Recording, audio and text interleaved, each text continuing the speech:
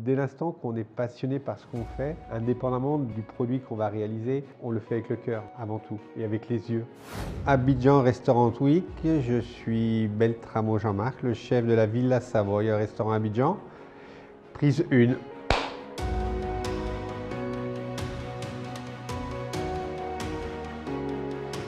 Alors je suis Beltramo Jean-Marc, d'origine italo-française, donc un peu une mixité, pour ça qu'on a une cuisine méditerranéenne. On est ici depuis un peu plus de 7 ans.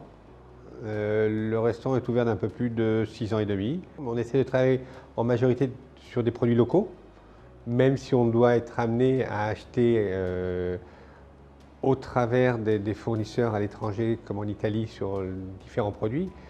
Mais j'essaye dans mes recettes le plus possible d'y introduire des produits locaux. On essaie de les faire les plus simples possibles, sans trop de recherche. Enfin, la recherche, elle est, parce que c'est un plaisir que je prends. Je prends plaisir à construire mon plat, mais autour du produit. Je ne cherche pas à le dénaturer, je veux le sublimer.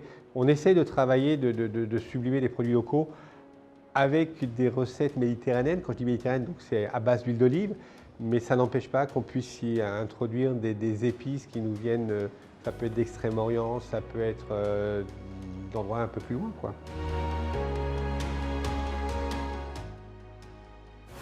Déjà, dans un premier temps, on va parler du restaurant. On a reçu l'année dernière une distinction par rapport à l'Eccellenza Italiana, donc l'excellence italienne dans le monde. Donc c'est de, entre guillemets, glorifier un petit peu notre cuisine dans le monde en respectant des recettes, en respectant les produits, en respectant la saisonnalité des produits. Je mets une petite parenthèse sur les tomates parce que c'est une chose que je travaille pas mal, mais qui malheureusement est une saisonnalité. C'est peut-être le seul accroc que j'ai sur la saisonnalité des produits. Mais sinon, oui, on essaie de le respecter. Donc, dans ce cadre-là, on avait reçu cette distinction par rapport à l'Eccellenza Italiana. Après, être disciple d'Escoffier, on va dire que c'est une vocation. Enfin, c'est pas une vocation, c'est quelque chose qui m'a été amené. J'ai été parrainé par des confrères. Et c'est toujours dans le même état d'esprit, c'est-à-dire d'amener un aura sur la cuisine française, italienne, mais l'excellence de la cuisine, de travailler des beaux produits, et surtout de faire connaître nos produits, de faire connaître nos valeurs, les valeurs de partage. Après, je fais aussi partie du FIC, donc la Fédération italienne de cuisine, qui est le berceau de la cuisine italienne.